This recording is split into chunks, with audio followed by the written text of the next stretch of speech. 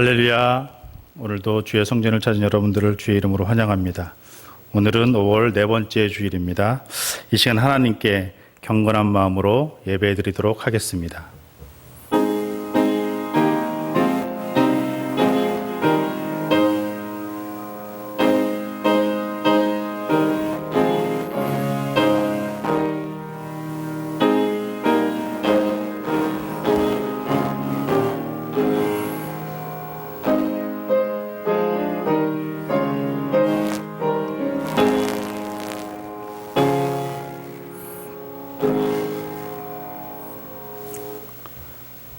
수고하고 짐진 자들아 다 내게로 오라. 내가 너희를 쉬게 하리라.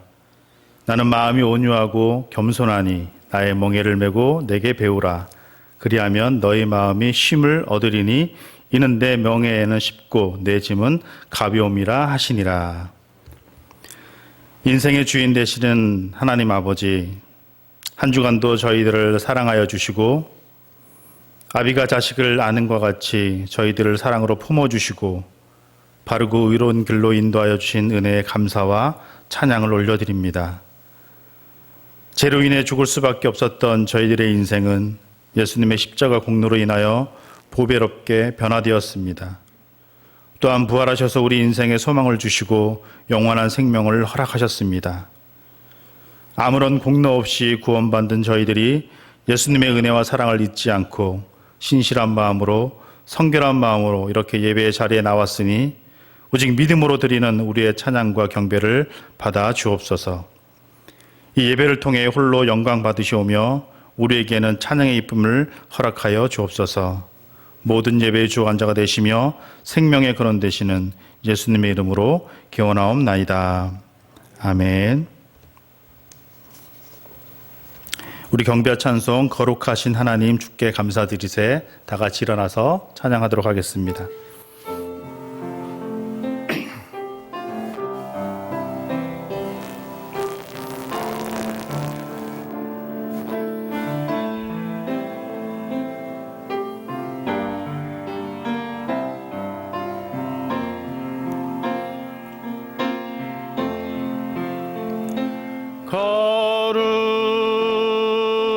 거룩하신 하나님 주께 경배드리세. 날 위해 이 땅에 오신 독생자 예수, 나의 맘과 뜻 다해 나의 맘과 뜻 주를 사랑합니다. 주를 사랑합니다. 날 위해 이 땅에 오신 이 땅에 오신 독생자 예수, 생자 예수, 내가 약할 때 강함 주고 약할 때 강함 주, 가난할 때 우리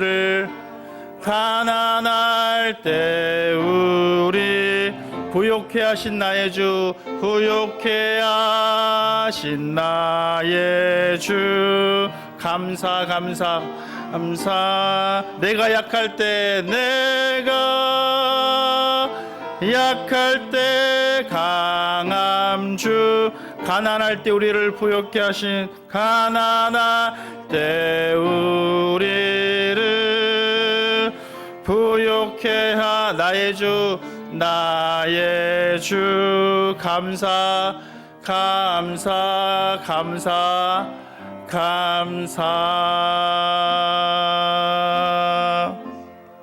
아멘. 우리 서신 채로 머리를 숙여 감사와 참회의 기도를 드리겠습니다. 인생의 행복의 근원이 되시는 하나님, 예배의 감격 안에서 우리 한 주간의 삶을 반추하며 감사의 마음과 참회의 심령으로 기도를 드립니다. 한 주간 지켜보시고 보호해 주셔서 하나님 감사합니다. 늘 감사가 넘치는 인생이 되게 주님 인도하여 주옵소서. 먹고 살기 힘든 세상, 열심히 일하지 않으면 안 된다는 마음으로 살다가 하나님도 잊고 살았습니다. 세상의 일들에 온 에너지를 쏟은 나머지 육신의 필요와 마음의 분주함에 빠져 하나님을 멀리하고 살았습니다. 세상의 분주함에 밀려 맡겨진 사명도 감당하지 못하고 살았습니다. 지극히 보잘것없는 존재이지만 돌이켜보면 스스로 높아지려고 했으며 분에 넘치는 대접을 받고자 애를 쓰며 살았습니다. 다른 사람을 대접하기보다는 대접받기를 바라며 살았습니다. 사람의 본본이 하나님을 경외하며 하나님을 높이며 살아가야 하는 것을 잊은 채 인생의 참된 목적이 무엇인지 모르고 그저 분주하게 살다가 주님 앞에 나왔습니다. 하나님을 최우선으로 섬기지 않는 죄, 하나님을 잊은 죄, 세상 사람들처럼 살았던 죄, 사명을 감당하지 못한 죄를 고백하오니 십자가의 보혈의 피로 용서하여 주옵소서. 이제는 분명한 소명의식을 가지고 하나님의 자녀로 살도록 성령이여 인도하여 주옵소서. 지금은 하나님과 나만이 하는 은밀한 죄를 생각하며 우리 구주 예수 그리스도의 이름으로 묵묵히 참회의 기도를 계속해서 드립니다.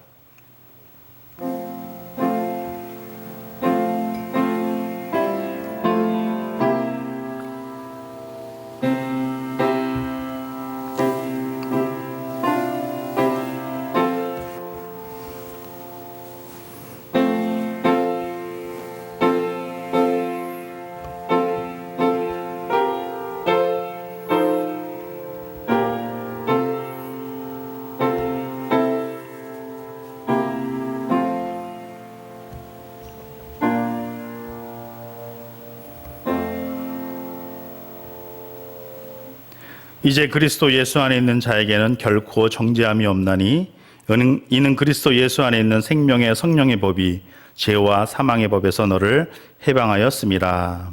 아멘. 우리 자리에 앉으셔서 교독문 9번 교독하도록 하겠습니다. 교독문 9번입니다. 여호와여, 주의 장막에 머무를 자 누구 오며 정직하게 행하며 공의에 실천하며 그의 혀로 남을 허물하지 아니하고 그의 이웃에게 악을 행하지 아니하며 그의 눈은 망명된 자를 멸시하며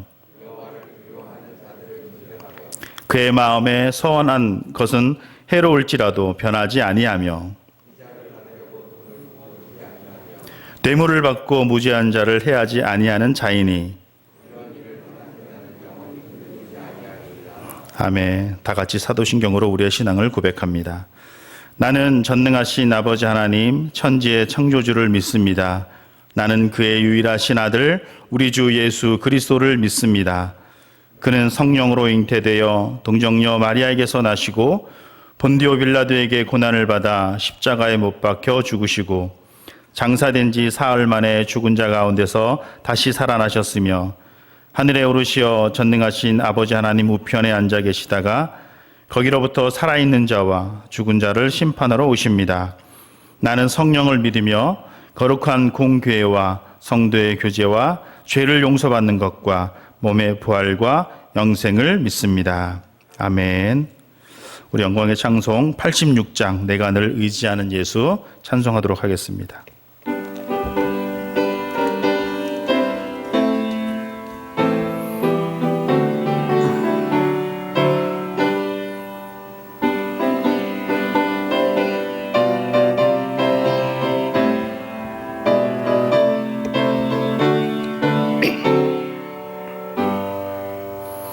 내가 늘 의지하는 예수 나의 상처 입은 심령을 불쌍하게 여기사 위로하여 주시 미쁘신 나의 좋은 친구 내가 의지한 예수 나의 사모하는 친구 나에게도 들으사 응답하여 주시니 미쁘신 나의 좋은 친구 주의 손을 의지하고 살 때 나를 해할 자가 없도다.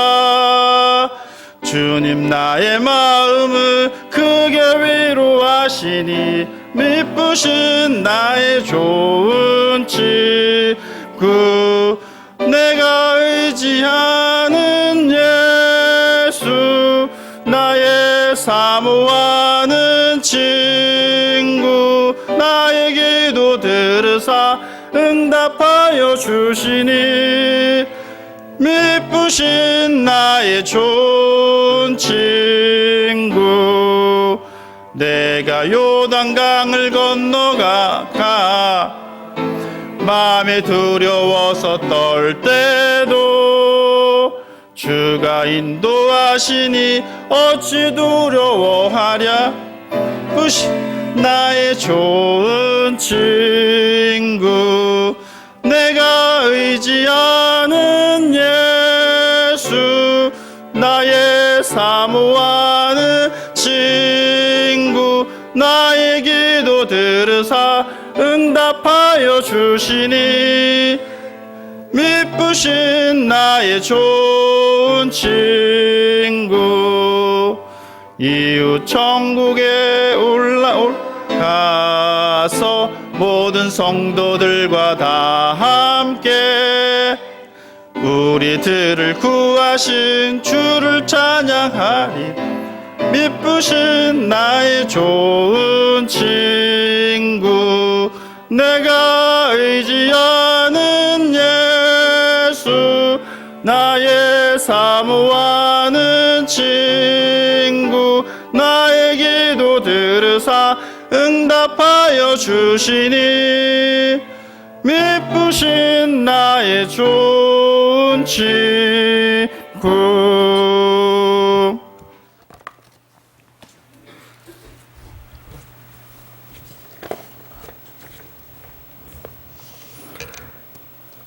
하나님 아버지, 우리가 마땅히 감사해야만 했었던 하루들을 감사하지 못했습니다.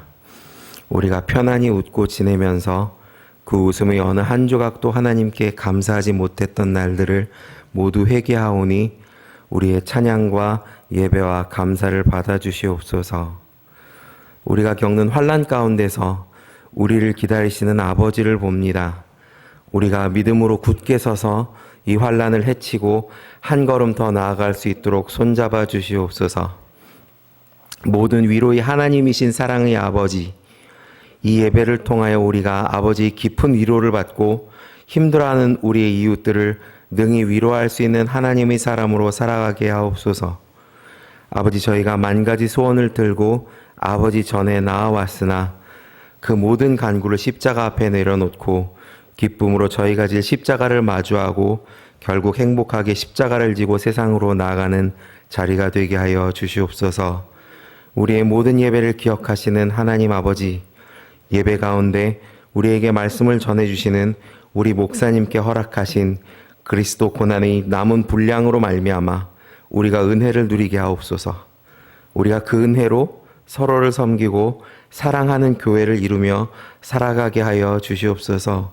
아버지 사랑합니다. 아버지가 우리에겐 세상에서 제일 소중합니다.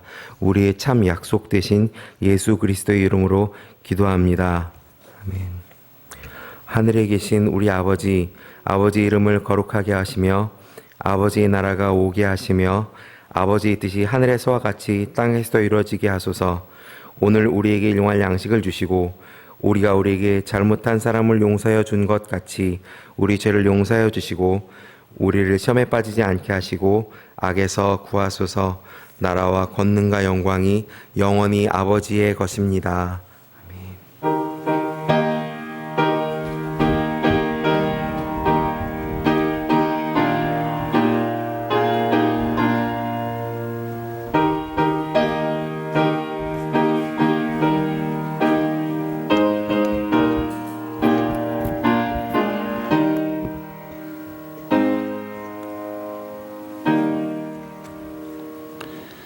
오늘 우리에게 주신 하나님의 말씀은 요한복음 20장 24절부터 29절입니다.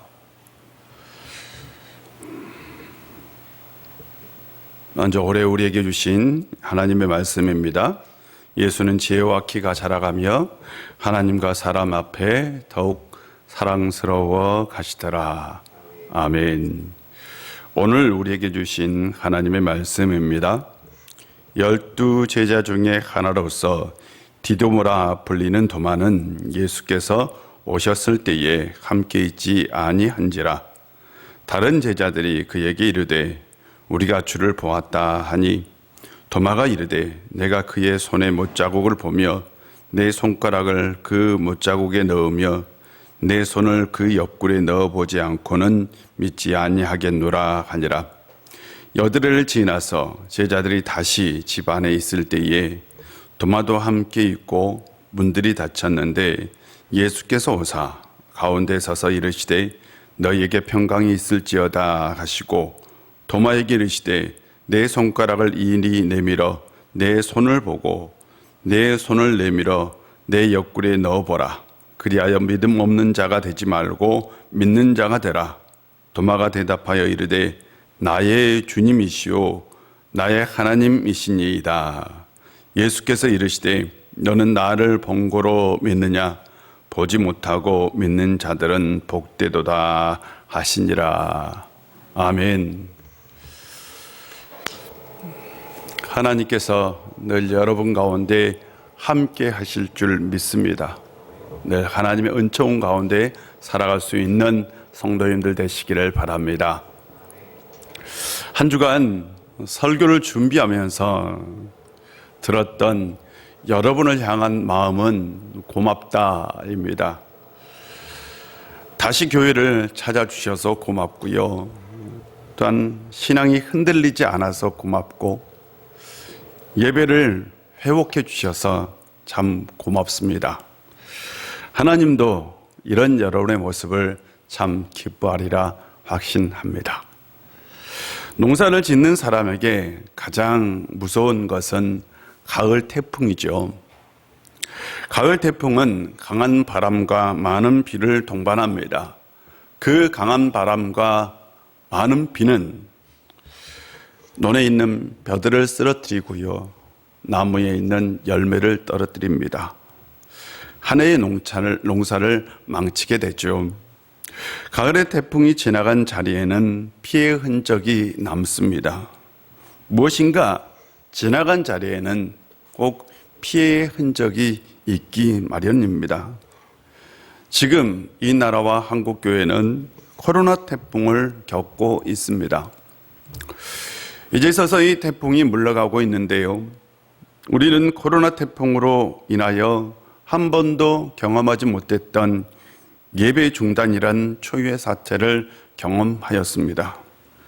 모든 교회들이 이전의 모습을 회복하는데 시간이 오래 걸릴 것이다 라고 얘기합니다. 교회가 예배를 중단하면서 가장 염려가 되는 것이 있다면 교인들의 신앙이 무너지는 것입니다. 태풍 뒤에 피해가 있듯이 코로나 태풍이 지난 뒤에 이런 피해가 있을까 실은 걱정이 되고 염려가 되기도 합니다. 코로나는 다시 한번 우리에게 신앙이 무엇인가 라는 질문을 던집니다. 신앙이 무엇일까요? 라는 이 질문은 실상 신앙생활을 오래 하는 우리에게도 참 어려운 질문이기도 합니다. 신앙이 무엇일까요? 우리 주변에는 교회를 다니다가 다니지 않는 사람들이 참으로 많습니다. 어릴 때는 열심히 교회를 다녔는데 장성하여서는 교회를 떠났습니다. 우리는 보통 교회를 떠났다 하지만 실상은 하나님을 떠난 사람이 많은 거죠. 왜 하나님을 믿다가 하나님을 떠날까요? 왜 하나님을 믿다가 하나님을 헌신장처럼 버려버릴까요? 우리가 그들을 향해 믿음이 없다라고 말하기에는 뭔가 설명이 되지 않는 것이 있지 않습니까? 저는 그 원인을 신앙에 대한 치열한 싸움이 없었다라고 생각합니다. 자라면서 맹목적인 신앙은 있었는데요. 신앙이 무엇인지에 대한 깊은 고민과 치열한 싸움과 성찰이 없었던 거죠.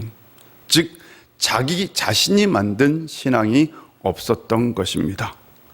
자기 자신이 치열한 싸움으로 만든 신앙이 없었기 때문에 다른 사람이 만들어준 신앙만을 가지고 이 세상 살다가 힘들고 어려운 일을 만났을 때에 그냥 신앙을 버려버린 거죠. 진정한 신앙은 다른 사람이 만들어준 신앙이 아니라 자기 스스로 만든 신앙입니다. 저는 이것을 의심을 넘어서는 신앙이라고 생각합니다. 이런 신앙은 어떤 어려운 환경이 와도 절대로 신앙을 저버리거나 신앙을 버리지는 않습니다. 성경에서 가장 대표적인 사람이라면 도마입니다. 우리는 도마에 대해서 굉장히 부정적인 시각을 가지고 있습니다. 그냥 의심의 사람으로 치부합니다. 그러나 21세기를 살아가는 현대인들에게 가장 필요한 신앙이 있다면 그건 도마의 신앙입니다. 왜 도마의 신앙일까요? 도마는 예수님의 12제자 중에 한 사람이었습니다. 같은 제자였던 요한은 도마에 대해서 누구보다 더 자세하게 기록하고 있는데요. 이 도마에 대한 이야기는 실상은 요한복음에만 기록되어 있습니다. 첫 번째 사건은 나사로 사건입니다.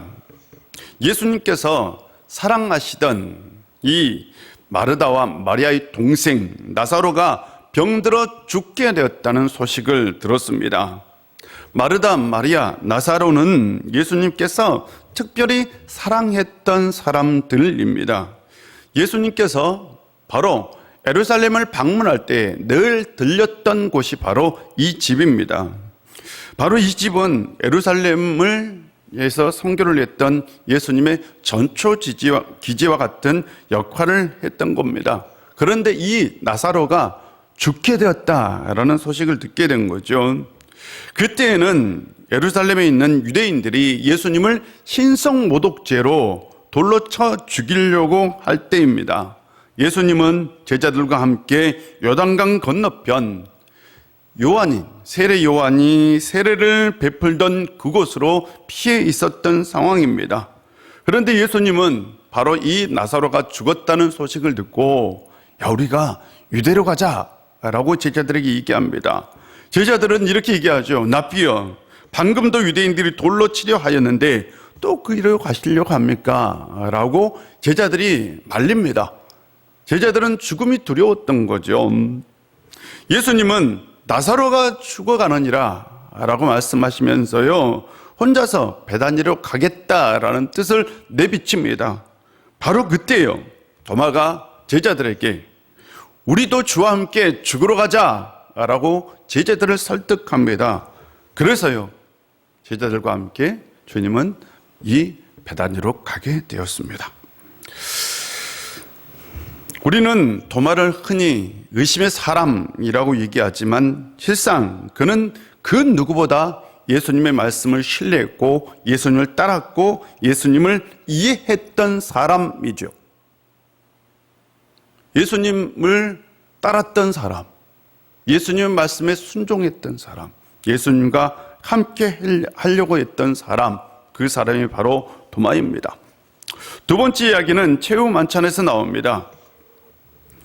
예수님과 제자들은 마가의 다락방에서 마지막 저녁 식사를 하고 있었습니다. 주님께서 제자들에게 말씀하셨어요. 내가 너희를 위하여 거처를 예비하러 가노라. 그리고 나서 하시는 말씀이 내가 어디로 가는지 너희는 아느니라. 당연히 말씀해 주셨으니까 알 거라고 생각한 거죠. 그러나 제자들은 실상 주님께서 어디로 가는지 몰랐습니다. 그래서 도마는 솔직하게 고백합니다. 주여, 주께서 어디로 가시는지 우리가 알지 못합니다. 우리가 그 길을 어찌 알겠습니까? 라고 묻지요. 도마는 굉장히 솔직한 사람입니다. 솔직하게 고백했어요. 모르는 것을 모른다라고 얘기했습니다. 여러분, 모르는 것을 모른다라고 말하는 게 결코 쉽지는 않습니다. 그렇지 않아요? 너 몰라요? 주님에게 우리 그거 모릅니다 라고 말하는 게, 솔직하게 말하는 게 쉽지 않아요. 그런 면에서 도마는 굉장히 솔직한 사람입니다. 알지 못하는 것을 알지 못한다 라고 말하는 사람이죠. 어떻게 보면 그는 굉장히 이성적이고 합리적인 사람이었던 거죠. 세 번째 얘기는 오늘 본문입니다. 예수님께서 부활한 날 저녁 제자들에게 나타나셨어요. 제자들만 본 거죠. 도마는 없었어요. 제자들이 도마에게 얘기합니다. 야, 우리가 주님을 보았다. 에이? 주님께서 죽으셨는데 어떻게 보아? 이해가 안 된 거죠. 그래서 도마는 내가 그의 손에 못자국을 보고 내 손가락으로 그 못자국 손을 넣어보고 그리고 내 손으로 그 옆구리를 만져보기 전에는 나는 믿지 못하겠노라 라고 얘기합니다. 이 얘기 때문에 도마를 우리는 흔히 의심의 사람으로 낙인 찍혔습니다. 도마는 어떤 사람일까요? 저는 질문해 보았어요. 도마는 왜 그 자리에 없었을까? 여러분, 도마가 왜 그 자리에 없었을까요? 제자들이 그 자리에 있었던 이유는 그러면 반대로 무엇이었을까요? 하는 거죠. 제자들은 자신들이 예수님처럼 처형될까와 두려웠어요. 그런데 그것을 혼자 견디기는 어려웠던 거죠. 그래서 한꺼번에 같이 모여서 서로를 유려하고 있었어요. 여러분, 두려움 가운데 있을 때에 혼자 두려움을 겪는 것보다 다 함께 이제 모여서 두려움을 같이 나누면 그것을 좀 이기기가 쉽잖아요. 그래서 제자들은 같이 모여서 어떻게 해요? 그 두려움을 이기고 싶어서 문을 닫고 서로 이렇게 유료하고 있었던 거예요. 야, 염려하지 마. 우리 안 잡혀갈 거야. 이렇게 하고 있었던 거죠, 실상은. 근데 그 자리에 누가 없었냐? 도마가 없었어요. 도마는 두려움이 없었던 거죠. 도마는 자신이 그렇게 처형되리라고는 생각하지 않았어요. 만약 그렇게 처형될 거라고 생각했으면 이미 자신이 잡혀가서 예수님과 함께 죽었을 거라고 생각한 거죠. 도마에게는 바로 두려움이 없었기 때문에 그는 그 자리에 있을 필요가 없었던 거죠. 그런 면에서 도마는 굉장히 합리적인 사고를 한 사람, 이성적인 사고를 한 사람이죠. 그런 면에서 도마는 현대를 살아가는 우리 현대인들과 많이 닮았습니다. 이 시대를 사는 사람들은 계몽주의의 영향으로 합리적이고 이성적인 사고를 가지고 살아갑니다. 특별히 교육 수준이 높아지면서 우리는 실증주의적 사고를 가지고 삽니다. 우리는 다 이미 교육을 다 받았기 때문에 우리는 실험적이고 그리고 과학적이고 합리적인 것을 신뢰합니다. 우리가 그래요. 그런 면에서 이 시대를 사는 사람들은 바로 도마입니다. 우리는 도마와 같죠. 계몽주의 시대의 사람들에게 대한 전형적인 모습을 담아주는 책이 있더라고요. 세계를 재다라는 책인데요. 제가 주중에 읽었던 책입니다. 이 책은 다니엘 켈만의 소설입니다. 이 소설에는 훔볼트와 가우스라는 두 명의 과학자가 등장합니다. 이 과학자는 실존했던 과학자인데요. 이 실존했던 과학자를 픽션 형식으로 소설화한 겁니다. 이들은 세계를 이해하고 해석하는 방법이 극과 극입니다. 이 훔볼트는 탐험가이자 모험가인데요. 자기 발로요. 세계를 해석하는 사람이에요. 자기 발로. 그는 호기심이 생기면 무엇이든지 확인해야 합니다. 반드시 자기의 눈으로 직접 보고 자기 몸으로 직접 어떤 경험을 해야 합니다. 그는 근육이 전기를 어떻게 전달하는지를 알기 위해서 직접 자기 몸에 전기를 흘리면서 전기 고문을 했어요. 그러다가 기절했던 사람이에요. 직접. 그것도 몇 번이나 그렇게 하다가 결국 기절해서 의사까지 불렀던. 파도의 높이를 재기 위해서 뱀 머리에 자기를요 달아서 그 파도의 높이를 쟀던 사람. 이 사람이 바로, 그는 모든 것을 경험해야 직성이 풀리는 사람, 모든 걸 경험해야 믿었던 사람입니다. 근데 가우스는 반대로 머리로 세계를 재는 사람이었어요. 머리로. 그는 집 밖에 나가는 것 자체를 두려워합니다. 하물며요 아내가 아기를 낳았다고 죽은 사실조차도 몰랐던 사람이 바로 이 사람이 집 밖을 나가지 않았기 때문에.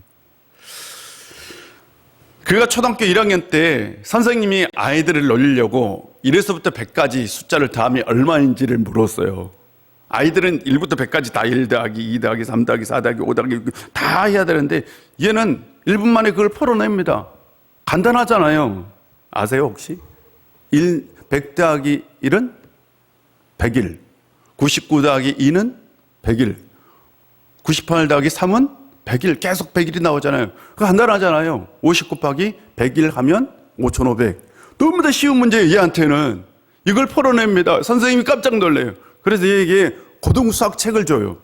근데 고등수학 책을 하루 만에 읽고 나서 선생님 이게 너무나 시시하고 쉬운데요? 라고 얘기는 해요. 어떤 수학의 천재이죠.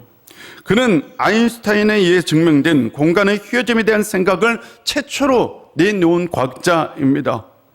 천체 운행을 수학적으로 해결한 사람이기도 합니다.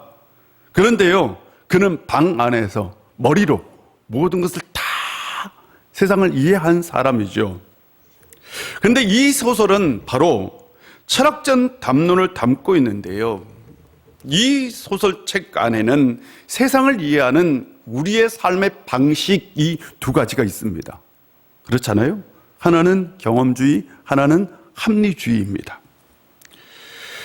발로 세계를 이해하려고 하는 훔볼트는 바로 경험주의를 말합니다.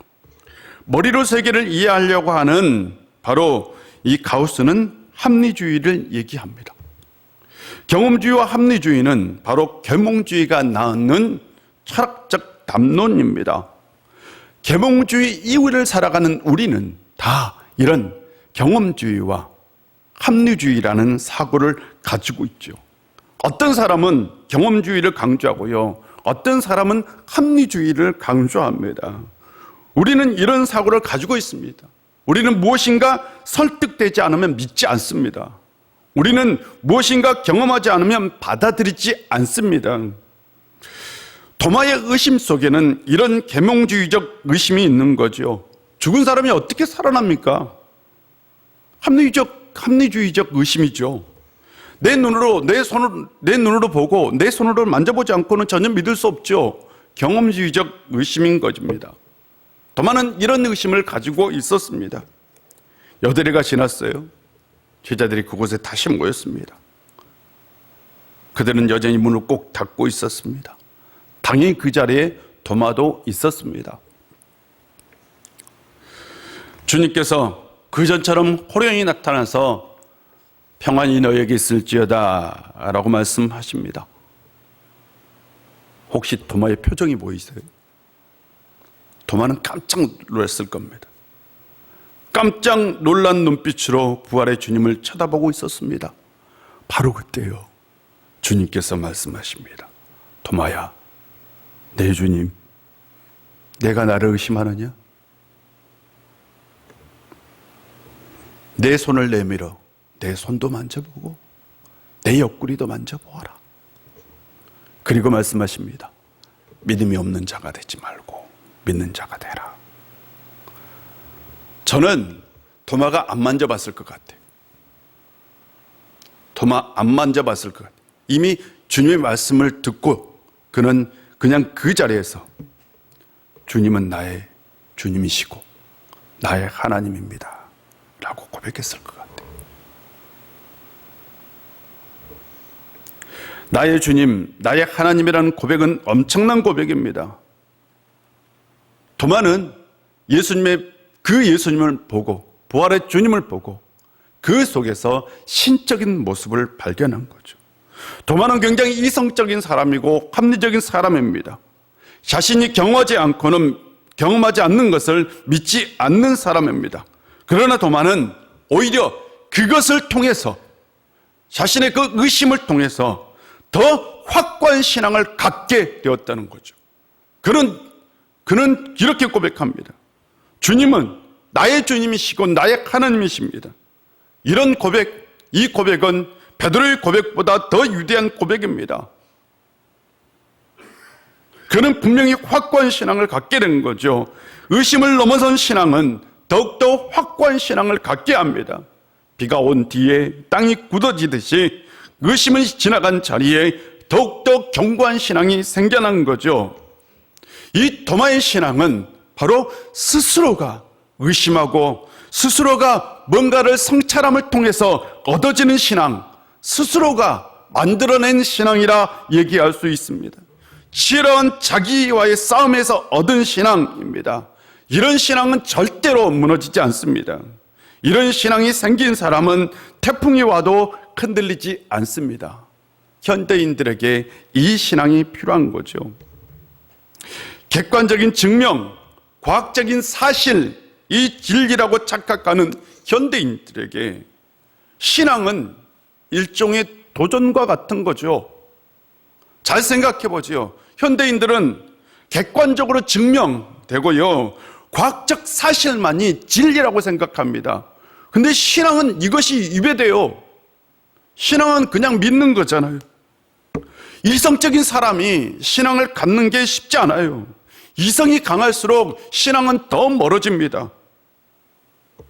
그러나요, 이성을 넘어설 수 있다면, 이성을 넘어설 수만 있다면 누구보다 확고한 신앙을 가질 수 있는 거죠.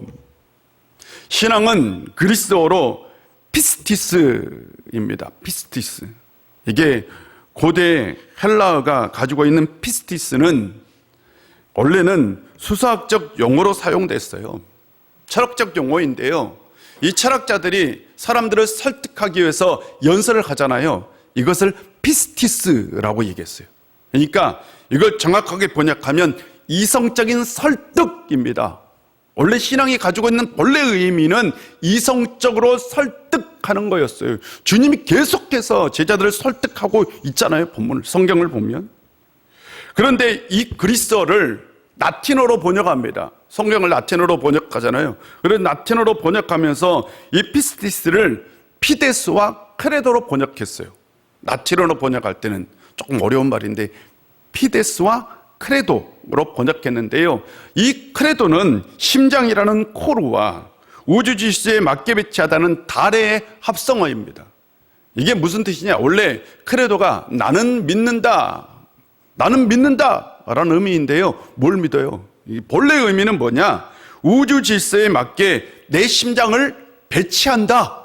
그러니까 나 자신을 절대자에게, 우주 질서에게 맞춘다 라는 의미를 가지고 있어요. 이게 크레도가 갖는 의미입니다. 그런데 이 라틴어 성경을 다시 영어 성경으로 번역했잖아요. 라틴어 성경을 영어 성경으로 번역, 이 신앙이라는 단어를 또 번역했어요. 그래서 피데스와 크레도를 빌리프와 빌립으로 번역했어요. 그런데 이걸 번역할 때 어디서 가져왔느냐? 라틴어 니비도와 독일어 니베에서 가져왔어요. 독일어 니베는 사랑, 충성이라는 의미를 가지고 있었는데 계몽주의 이후에 이것이 변화돼요. 그래서 어떤 주장에 대한 지적인 동의, 지적으로 내가 동의하는 듯, 그것을 바로 니베라는 단어로 사용했어요. 영어에서 이것을 바로 빌리프로 번역한 거예요. 그래서 빌리프와 빌리브는 지적인 동의라는 뜻을 원래는 담고 있어요. 내가 그냥 맹목적으로 믿는 것이 아니라 실제적으로는 내가 이성을 통해서, 내가 합리적 사고를 통해서 내가 믿는다라는 것을 담고 있다고요, 원래는. 근데 우리는 신앙을 그냥 맹목적인 신앙으로만 생각합니다. 그런데 서구 기독교 영향을 받은 아시아가, 특별히 우리는 이것을 번역할 때에 이 빌리프와 빌리브를 번역할 때의 신앙, 믿음으로 번역한 겁니다. 원래 신앙은 내가 하나님 한 분을 믿다라는 거죠.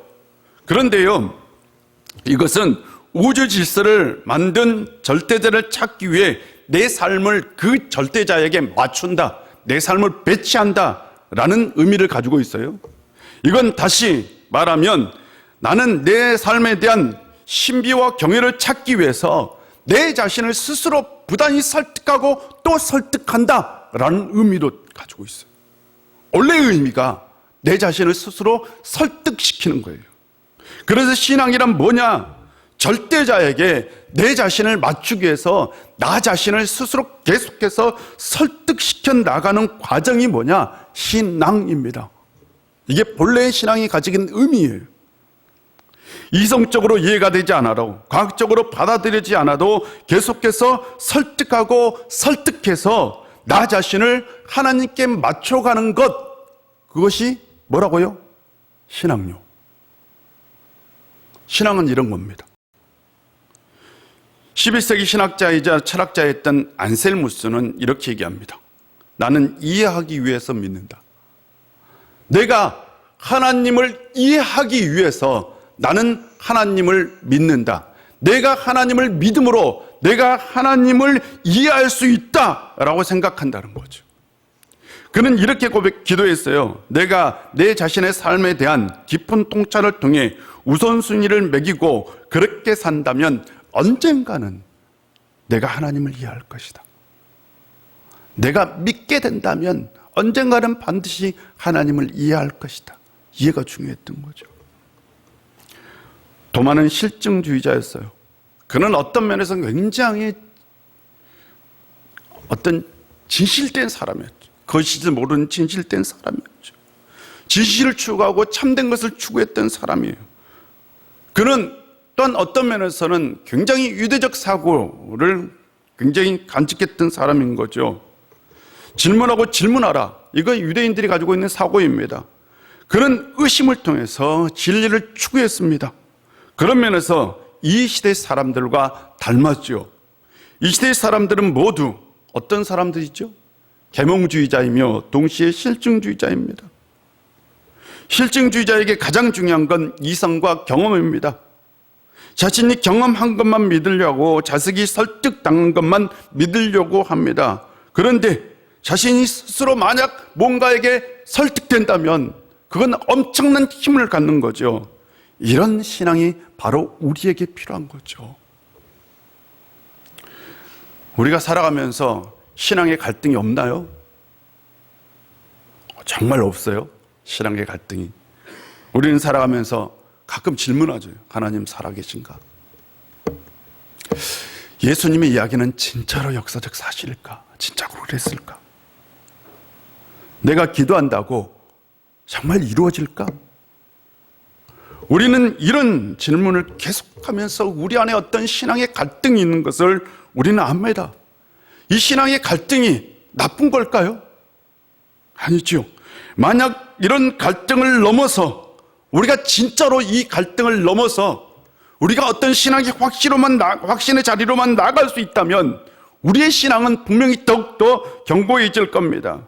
이런 치열한 신앙의 싸움에서 살아난 사람은 절대로 흔들리지 않는 신앙을 가지게 됩니다. 코로나 태풍이 보다 더한 태풍이 온다 할지라도 이런 신앙을 가진 사람은 무너지지 않습니다. 자기 스스로 구축한 신앙이 없는 사람은 인생에 작은 시련이 와도 무너집니다.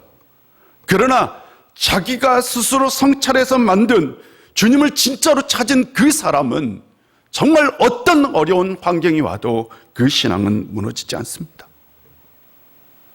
주님께서 말씀하셨어요. 너는 나를 번거로 믿느냐? 보지 못하고 믿는 자들은 복되도다. 우리는 지금까지 이 말씀을 이렇게 해석했죠. 보지 못하고 믿는 우리가 더 복된 거지.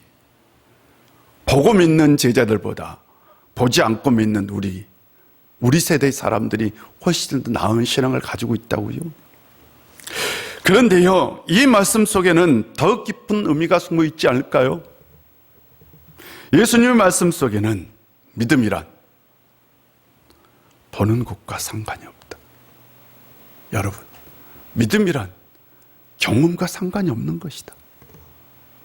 믿음이란 네가 보는 것을 초월해라. 진정한 믿음은 눈에 보이는 것과 상관이 없죠. 믿음은 보는 것을 초월하는 겁니다. 믿음은 이성을 초월한 것이고요. 믿음은 경험을 초월한 겁니다. 믿음은 예수님이 하나님이 아들이라는 것을 그냥 내 이성과 내 경험을 초월해서 믿는 거죠. 예수님이 나의 인생의 구원자라는 것을 믿고 따르는 거죠. 이것이 흔들릴 때에 우리는 예배를 통해서, 기도를 통해서, 말씀을 통해서 우리 자신을 끊임없이 스스로 설득하고 또 설득해서 신앙의 길로 나아가는 거죠. 도마에게 가장 중요한 건 경험하는 것이 아니었어요. 경험하는 것이 아니었다고요. 그가 자신이 믿고 있는 그 예수님의 모습을 다시 회복하는 것이었습니다. 그는 예수님을 믿고 따랐어요. 예수님 말씀이라면 절적으로 신뢰했어요. 그런데 예수님이 죽는 순간 그걸 잊어버렸던 거죠. 부활하신 예수님을 보는 것, 그것이 중요하다고요? 아니죠. 예수님의 실체를 아는 게 중요한 거죠. 그에게 예수님은 자신의 인생의 주인이고 하나님이었습니다. 도마는 바로 그걸 회복한 겁니다.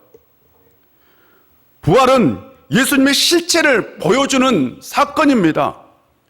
예수님의 실체는요, 하나님의 아들입니다.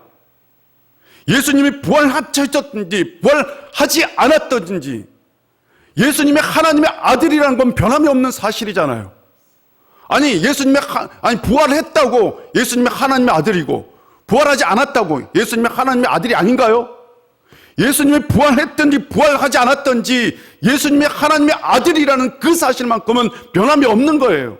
단 부활은 그것을 보여주는 사건에 불과한 거죠. 중요한 건, 신앙에서 가장 중요한 건 예수님이 하나님의 아들이고 내 인생의 구원자라는 것을 그걸 받아들이고 믿는 거죠. 부활은 그것을 증명해 주는 것에 불과합니다. 의심을 넘어선 신앙, 바로 도마가 가졌던 신앙입니다. 도마는 그 의심을 통해서 자신 안에 새로운 신앙을 구축했던 겁니다.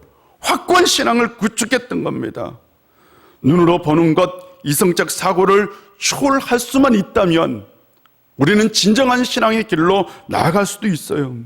신앙이란 우리의 이성과 경험을 초월해서 예수님의 하나님의 아들이라는 사실을 스스로 받아들이고 계속해서 자신 안에서 설득해 나가는 것이죠.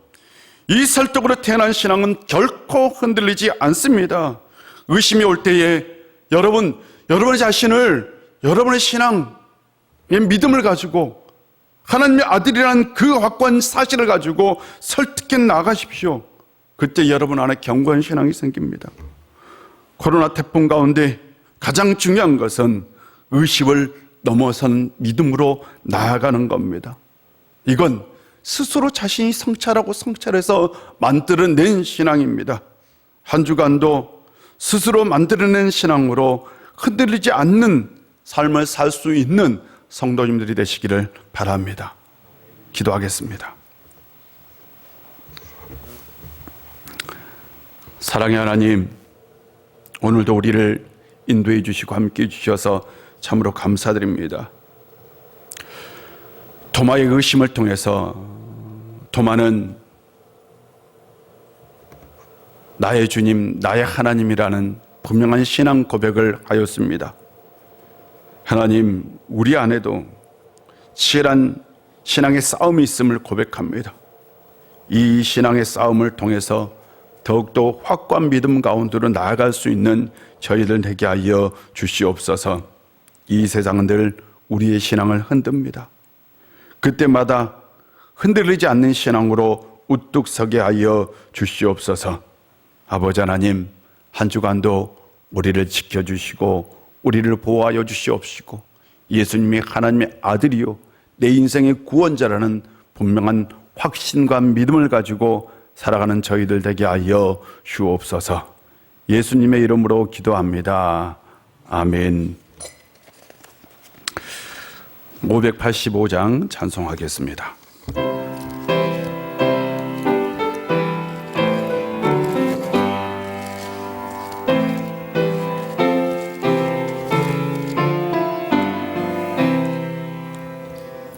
내 주는 강한 성이요 방패와 병기 되시니 쾌활한 예성의리 구하여 내시리로다. 옛 원수 마귀는 이때도 힘을 써 모략과 권세로 무기를 삼으니 천하에 누가 당하랴. 내 길만 의지할 때는 패할 수밖에 없도다. 힘 있는 장수 나와서 날 대신 가여 싸우네. 이 장수 누군가? 주 예수 그리스도 만군의 주로다. 당할 자 누구냐? 반드시 이기리로다. 이 땅에 막이 들끓어 우리를 삼키려 하나. 겁내지 말고 이 진리로 이기리로다. 친척과 재물과 명예와 생명을 다 빼앗긴데도 진리는 살아서 그 나라 영원하리라. 아멘.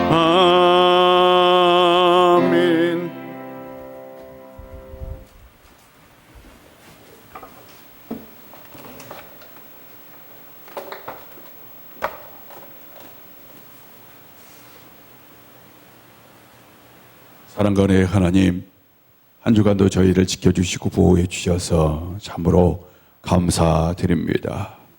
늘 하나님의 그 보호하신 은혜가 우리의 삶 가운데 넘쳐나게 하여 주시옵소서.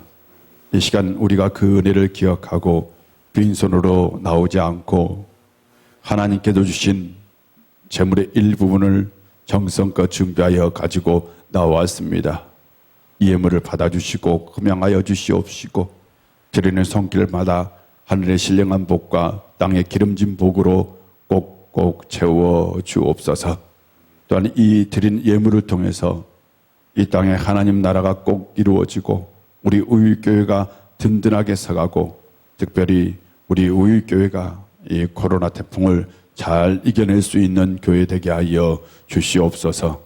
또한 이 예물을 통해서 우리가 꿈꾸는 비전, 하나님 나라가 꼭 이루어질 수 있도록 역사하여 주옵소서. 또한 우리가 여러 가지 예물을 드리면서 우리의 마음에서 온 기도의 제목, 또한 한 주간의 삶을 담아드렸습니다. 하나님이여 임마누엘의 은총을 주시어서 한 주간 살아갈 때에 물질의 궁핍함이 없도록 또한 인생의 문제가 해결될 수 있도록 주님께서 친히 역사하여 주옵소서. 그리하여 복에 복이 더해지는 인생 될 수 있도록 하나님이여 우리 가운데 역사하여 주옵소서. 이 은혜가 이 예배에 참석하지 못한 이들에게도 함께하여 주옵소서. 예수님의 이름으로 봉헌 기도 드립니다. 아멘.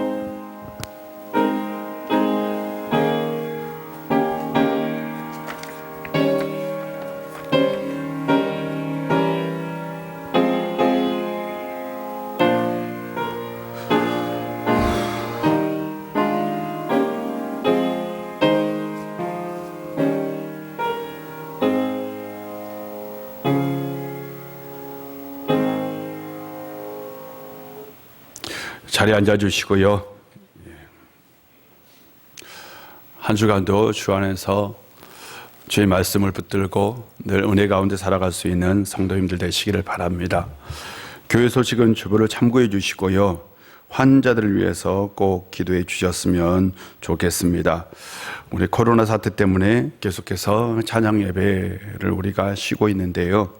이 코로나 사태가 속히 해결될 수 있도록 위해서도 꼭 기도해 주십시오. 한원순 명예 집사님 다리 수술 한 다음에 지금 회복 입원 중에 있습니다. 그리고 정동현 집사님 위해서 기도해 주시고 우리 이용남 목사님 성경 통독하셨습니다. 환자들 위해서 기도해 주시기를 부탁드립니다. 나머지 광고는 주부를 참고해 주시고 우리 다 같이 일어나셔서 우리는 오직 예수 오직 믿음으로 살아야 합니다. 나는 오직 예수 오직 믿음으로 살겠습니다. 우리는 오직 예수 오직 믿음으로 살아야 합니다. 나는 오직 예수 오직 믿음으로 살겠습니다. 아멘.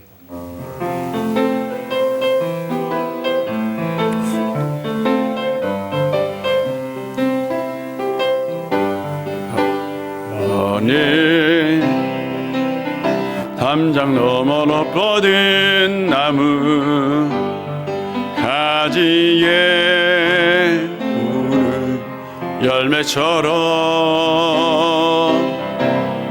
하나님의 귀한 축복이 삶에 가득히 넘쳐날 거야. 어린 어떤 시련이 와도 능히 이겨낼 강한 팔이 있어. 전능하신 하나님께서 너와 언제나 함께 하시니 너는 하나님의 사람 하나님의 사람 나는 널 위해 기도하며 내 길을 축복할 거야. 너는 하나님의 선물 사랑스러운 하나님의 열매 주의 품에 꽃 피운 나무가 되어줘.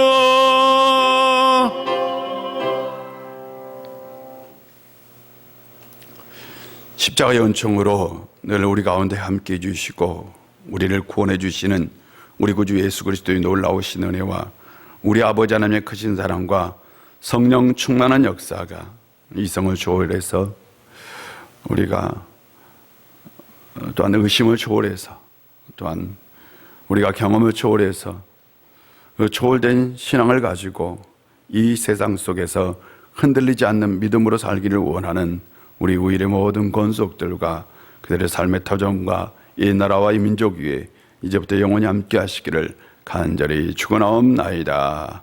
아멘.